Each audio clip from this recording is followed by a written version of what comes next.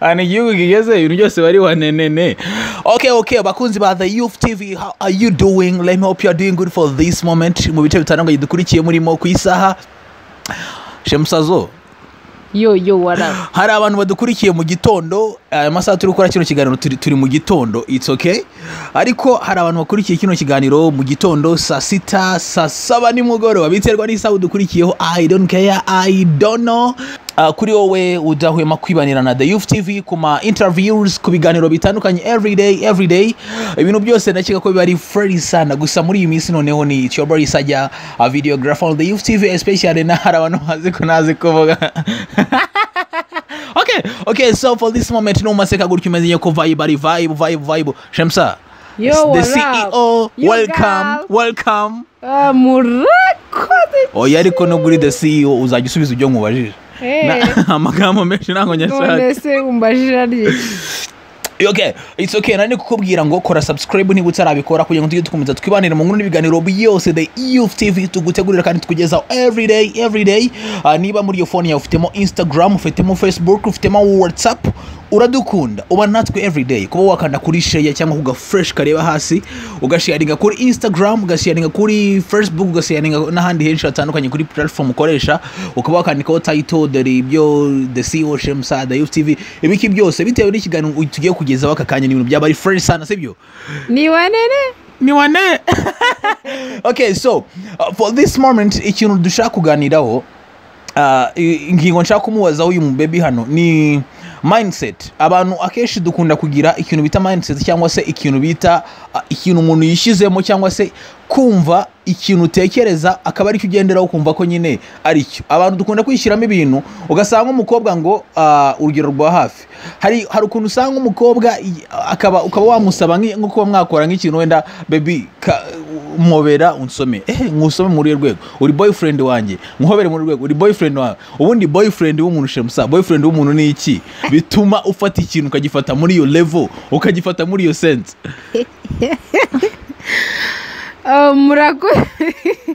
Murakoze. Ubundi boyfriend w'umuntu nyine abari boyfriend. No, Shemsa. Okay. Try to be serious. Let's be serious. Yeah, it's okay. Guys, rero ngiye kunumva from my side. Numva ko a boyfriend of someone ni umuntu like firstly ni umuntu wabwiye uwundi ngo bakundane, sibyo? Okay. Ye niko mbyumva abantu bakundana bitana. Ubundi se wenda naguciye mu ijambo gukundana ni iki? Okay, wenda kangufashe uburyo ubyumva nawe umbwira uburyo ubyumva. Gukundana ni nyine ni uburyo ufitiye umuntu feeling zitandukanye n'abandi. Wenda urugero rwa hafi nkanjye dushobora gukundana nubwo ntakwemera. Nanjye sinakwemera. Okay, dushobora gukundana wenda nkawe nyine nkumva ngufitiye feeling, nshaka kuba ndi kumwe nawe, nshaka kuganira nawe, nshaka kukureba. Sibyo gukundana? Turi kumwe? Ntago turi kumwe. Hago simbizi. Okay, gukundana ariko ubundi actually gukundana no kuba ufite feelings z'umuntu nawe afite feelings zawe nyine like nibyo. Ariko nyine niko. Okay, tukira aho ngaho. Hari umuntu ufata, hari ababebe ushaka kuvuga ngo ngewe hari ikintu umuhungu dukundana niwe magaciro cyane, niwe muntu nshobora, niwe muntu nshobora kuraza, niwe muntu nshobora kuba ndi kumwe nawe. Umuhungu dukundana niwe muntu a lot of things. Ariko nge ikibazo nibaza kubera iki ubudakundana no mutipe mugacakirana ukagira niba urukundo ari cyo kintu cya mbere kandi byose bigenderaho mugashakirana hari ugutunwa hari no muryamana. None kubera iki izo feeling utazigira ku mutipe mukundana gusa none ukazigira no ku bandi batipe ariko ugakomeza ukabigira iturufu?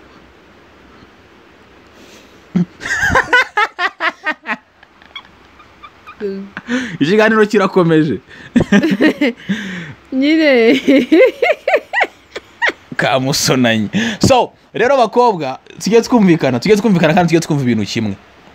Tujye tumenya ko ku muntu wese niba utari lesbian, niba utari umutinganyi, it's okay.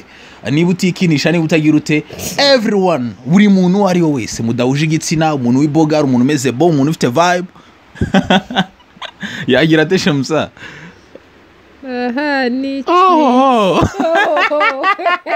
Okay, so bakunzi ba The Youth TV ni ku biba bimeze ariko sinzi aho mudakunda gukomentinga cyane muri comments mutubwira kuri iyi ngingo next video dushobora kubigarukaho sibyo ariko mujye mutubwira ubundi kubera iki abantu mukunda gufata sense ubundi love of each other muri iyi minsi na sinzi ko love ikinabaho Ken Sol ni wavuze ngo harya what aha nago fuck and forget bro ngo batumye nyaga ndasara so katwigendere katubashimira cyane abakunzi ba Youth TV tugiye gushutinga video iki ni kiganiro nago tugiye none ariko si bitu bya no se ko mu gitondo ari mu gitondo ikirere bugiye nubwo ari akabunda ko kagiye kugenda ngo tugiye gushutinga urahakana iki wapi okay iki tubwira abakunzi tubabwira iki iyi minota 6 tubabwira iki tukuzuza iminota 10 tubabwira iki ikintu nabwira abakunzi ba The Youth TV ku rukundo no okay ikintu nabwira abakunzi ba The Youth TV by'umwihariko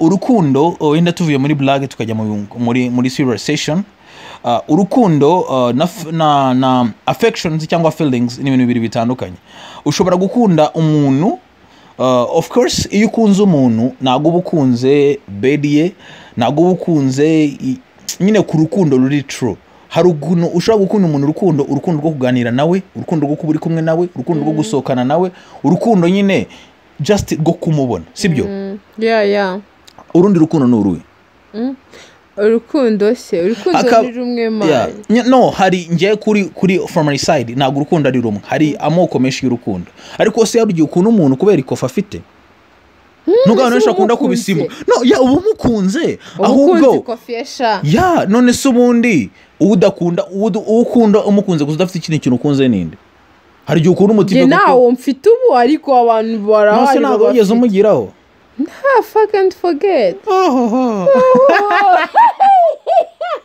yeah icyo navuga urukundo rurimo amoko menshi hari gihe ukunda umuntu bitewe n'icyo mukundiye hari gihe ukunda uburyo aganira ntabwo ari urukundo ariko wowe bite byawe ntabwo ari urukundo wese ko ukunze byafite nese yakofi yabuze so yakomeza ukamukunda none se urukundo utabura n'uruhe urukundo utabura hari urukundo mani rwanyarwo kera rwabaga urumeze ruteze nye like you love someone utamukundi ikintu afite utamukundi ikintu afite nose umukundi iki niba ari ibyo ngibyo abantu bose wabakunda ubwenge ufite uzabu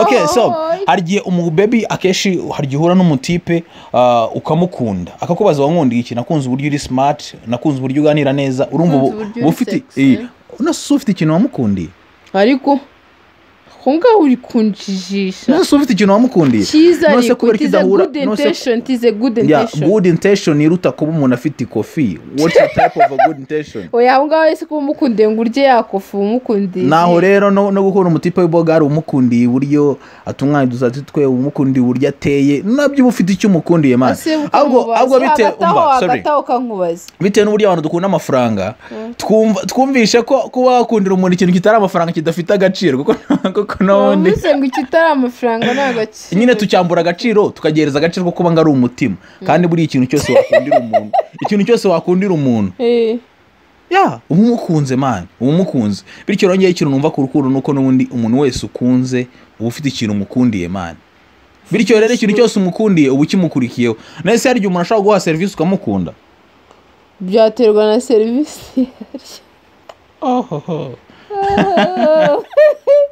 hari igihe umuntu ashobora kunyura wabuze agatike akakaguhereza ejo ukamukunda ukavuga ngo nta kintu namukundiye